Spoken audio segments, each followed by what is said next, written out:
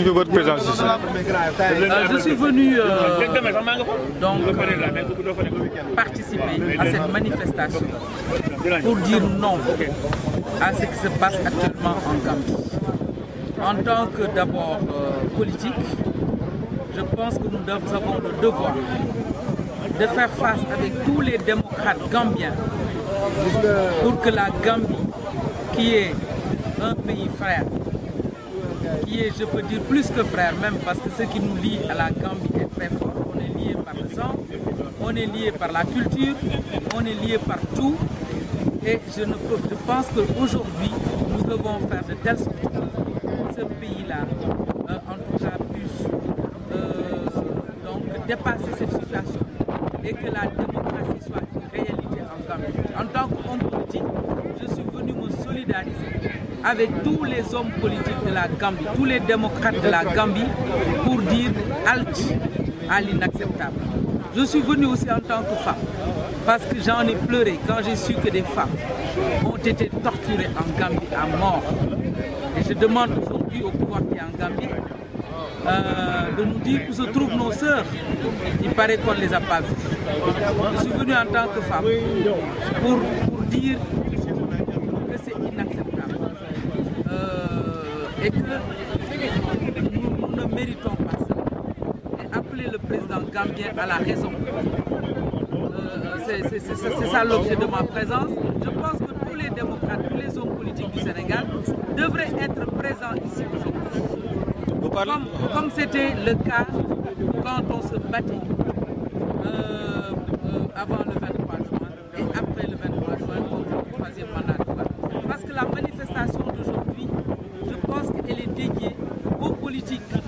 C'est une manifestation pour que les politiques puissent évoluer dans des contextes où la démocratie est une réalité.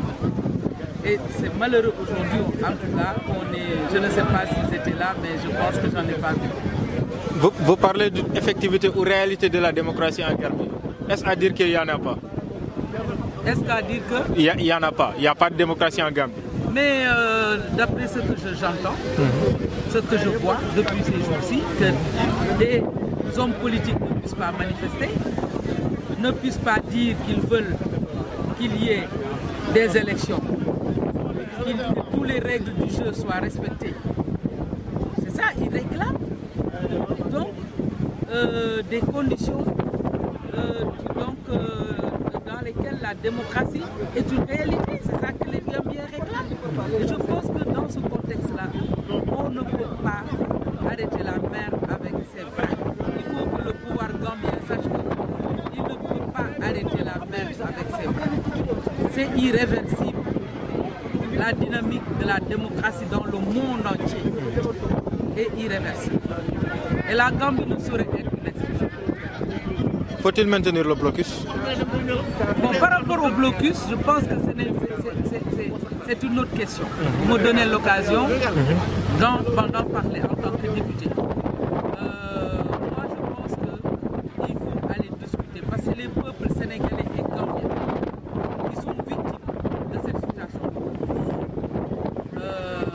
Et je pense que j'appelle le président de la République, le président Macky Sall,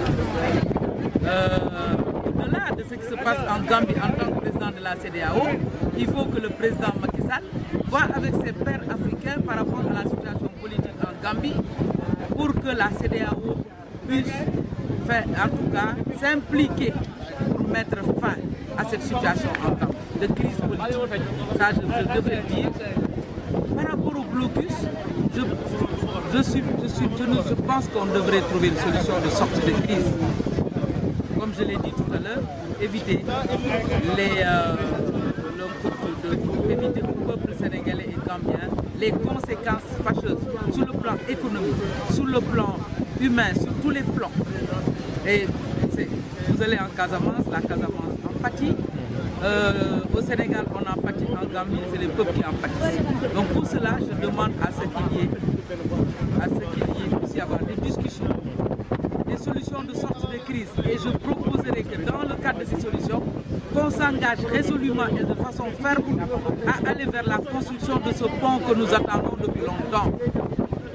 Et qu'on trouve d'ici la construction de ce pont une entente ferme pour que les peuples gambiens et sénégalais, qui sont des peuples frères, puissent pouvoir continuer à vivre de façon conviviale, comme ça a toujours été le cas, et que les Sénégalais qui sont de l'autre côté puissent traverser en paix et que nous puissions en tout cas continuer à vivre comme du temps de la Sénégal. Merci.